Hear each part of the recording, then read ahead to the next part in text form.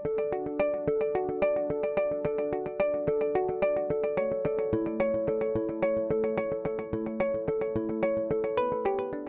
家好，我是林怡轩，然后目前就读国立清华大学艺术与设计学系，然后这是我简单的基本简历，然后大家可以看一下。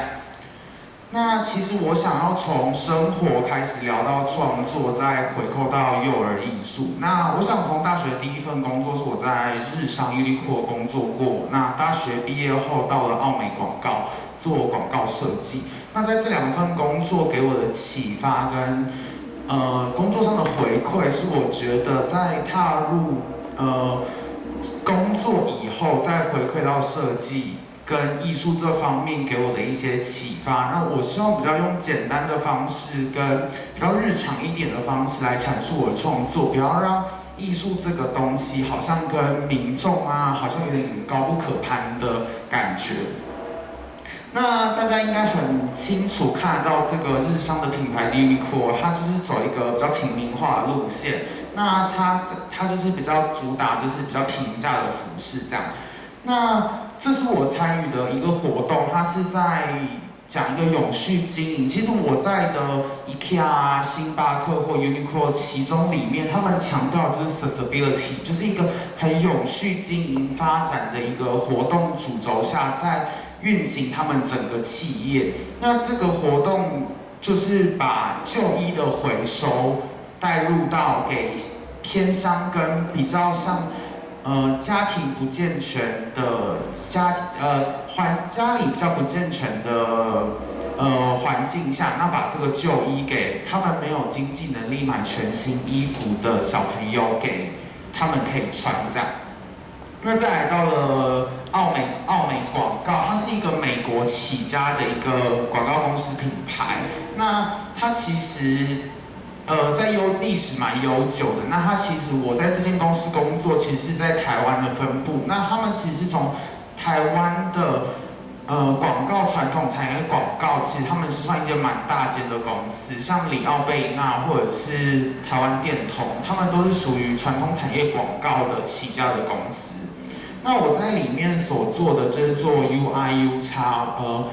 APP 跟网页界面开发设计。那这个东西是我进去做的，大学毕业，因为我大学念高师大视觉传达设计系。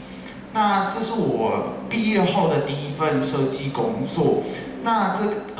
这边给你们看一下，我之前在做一个蛮大的案子，叫做 IBM 一个国际企划的一个网页的开发跟界面设计。然后还有现在大概办公室啊都会有叫 Epson 的印表机，然后这就是我做他们的网页的模板。然后你们现在在这个在网页上你们都看得到。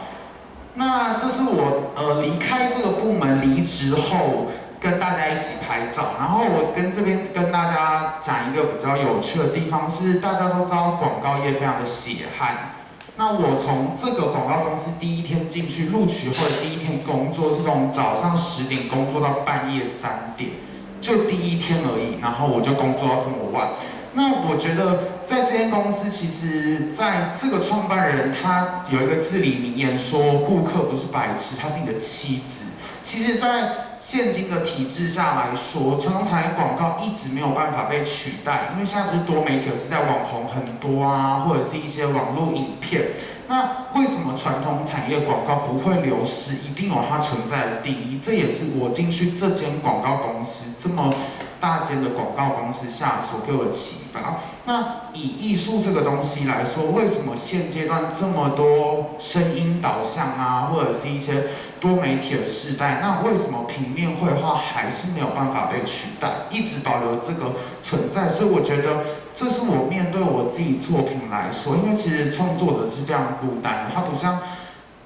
一间公司里面有一个团队，有大家一起帮你在做任何事情，你可以今天遇到什么问题，你旁边可以马上。就是你们可以有一个生产线的机制在解决你的这个设计案。那从艺术创作来说，它其实蛮孤单，是只有你面对你自己创作美材的这项东西，其实它比较孤单。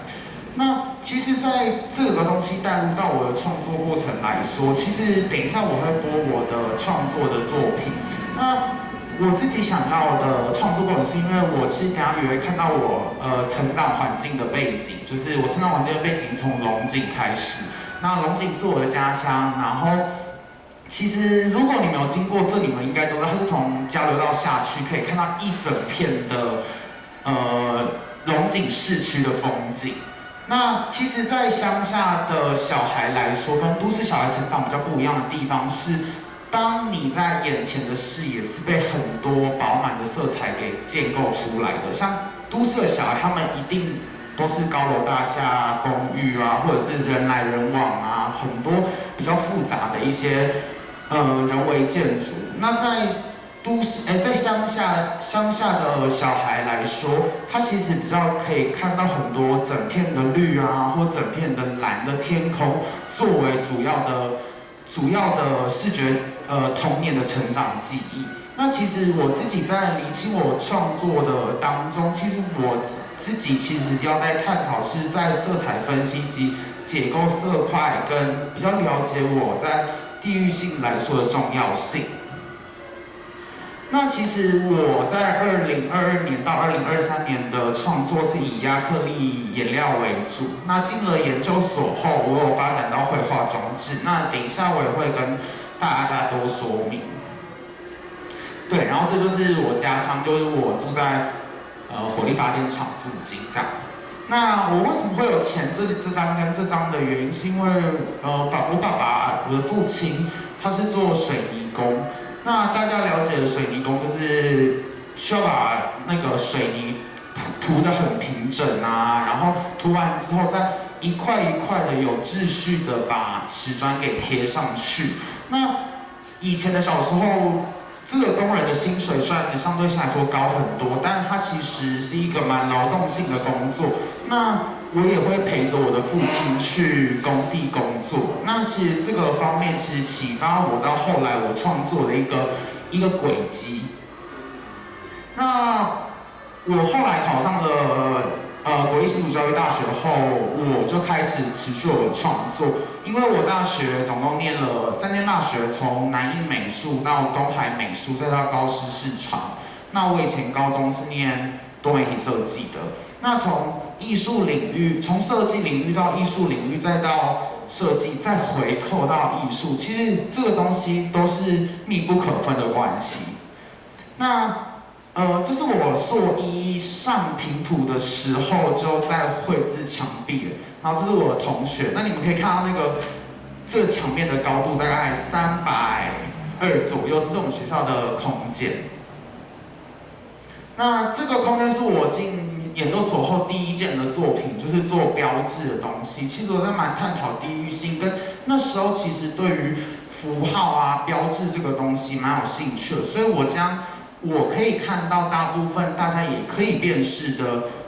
交通号志跟标志下去做一个解构拆解，所以你们可以看到有很多电线杆啊、斑马线啊这种东西。对，那再来的部分就是校内的一个比赛。那我也将我的作品也是，因为其实你们看一下，我刚刚也有讲，我的作品比较集合抽象、色块、硬边的东西下去做绘制。那这个东西我截取了，在我童年成长记忆来说，大家都有印象，公园有那个摇摇马，很可爱的那个摇摇马的色彩下去做吸取跟裁剪后，那我把它反映在我的创作过程当中。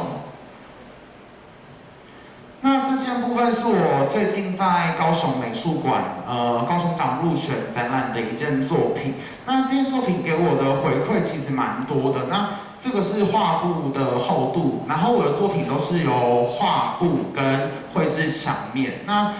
画布的厚度通常我都会定大概3-5公分左右，这对我来说是一个我可以让它看起来不会是单一的画布在创作，也比较强调就是我的东西其实看起来蛮装饰性的。那这个就是我们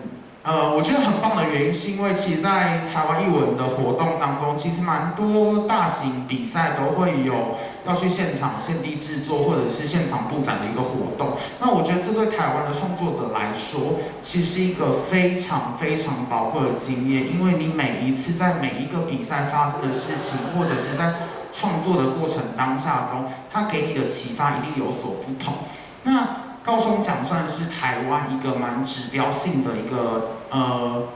当代的艺术的比赛。那在这个部分，其实我回馈到很多的部分，其实就是因为这面墙是蛮高的，大概有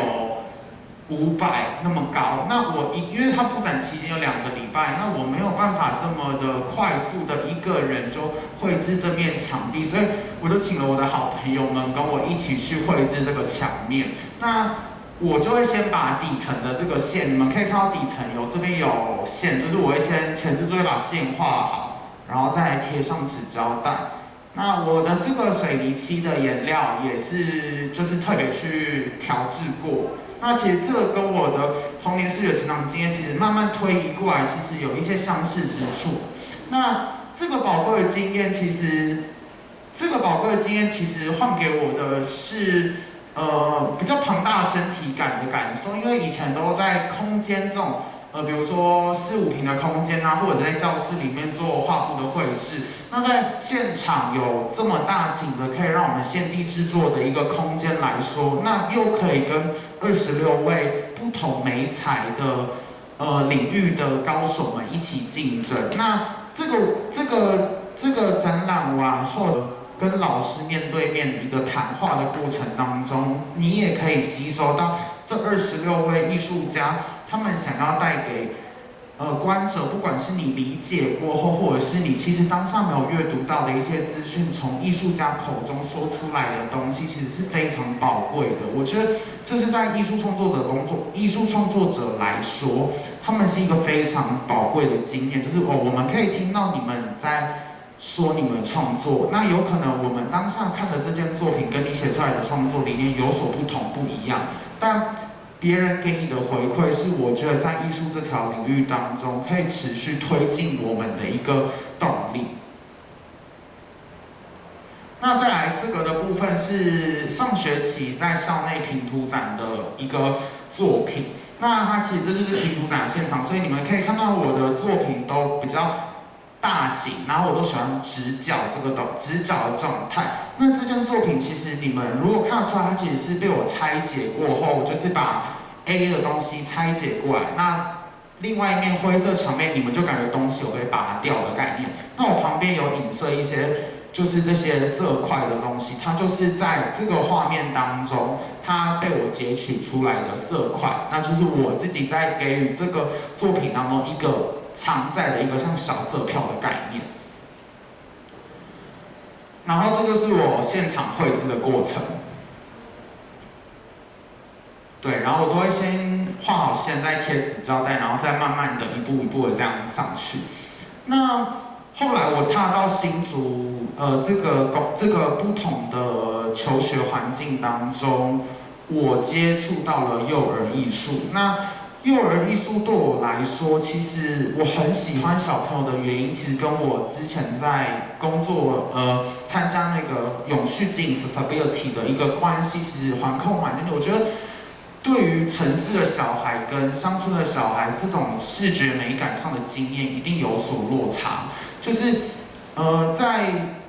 都市的小孩的环境，他们有可能马上就可以接触到艺文教育，但在偏乡或者是乡下的小孩来说，他们没有办法这么快的接触到美感教育。那在都市的小孩，爸爸妈妈会送他们去补习班啊，或者送他去什么？那有可能现阶段来说，他们就已经被台湾美术教育这种东西给填压了，已经限制他们原本既有的想象。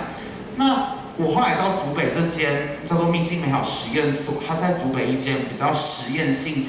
对于小朋友一些比较启发的，我觉得给小朋友蛮多创作很大的一些发挥的空间，不像有的一般的幼儿艺术会希望小朋友做出漂漂亮亮的东西，然后给爸爸妈妈看。可是在这间，我觉得小朋友很自主的性的发展，他们想要怎么玩颜料，跟想要怎么去对于今天我们给他的题目怎么创作，我觉得小朋友在用色跟一些绘图上面的描绘来说，对我来说，它其实是一个很纯真的东西。像我们在创作，我们都马上直觉会说这件漂亮不漂亮，很快的我们就可以定义，我们也可以认知说我们今天作品好跟不好。可是，在小朋友这么快乐的绘制当中，他们其实不知道他们觉得他们的东西是不是好或是不好。那我们都会旁边这个绿色，就是我们比如说我们今天会教他画一盆树，那我们就大概会跟他说，今天是叶子是绿色的，就是会用引导式的方式下去跟他做了解。那这就是小朋友很天真很纯真，不是很天真，很纯真做出来的一个编织的东西。那我们给他们给我们的回馈，对于我们教幼儿艺术的来说，其实很大的启发是，今天小朋友在用的这些色彩这么单纯化，然后这么的直觉在用这些色彩，那对于我来说，我好像被他们在某种的上课的途中给启发了。那我们其实当中其实还有教一些编织，给小朋友带入一些编织当中，然后我都会让他们自己选色彩啊，然后自己搭配这样。那其实这些色彩对于童年记忆的我来说，它其实围绕在我生活的每个顿点。那辽阔色彩牵引到我城市的美处。那不管是色彩的配置方法，或者是色彩对比视觉图像，其中运用都创造属于我阅读城市的一个元素语汇。那我觉得最后我想要说的是，不管今天你是不是位成功的艺术家，或者是你想当一位成功的艺术家，当然每个人都想当一位成功的艺术家。但我觉得对于现阶段的我来说，我希望创作是可以快乐的面对自己，诚实的面对自己，不要追随主流而偏离自己喜爱的东西。对，然后谢谢大家，我的分享结束，然后这是我的 Instagram 跟我的网站的 website，所以大家也可以看一下。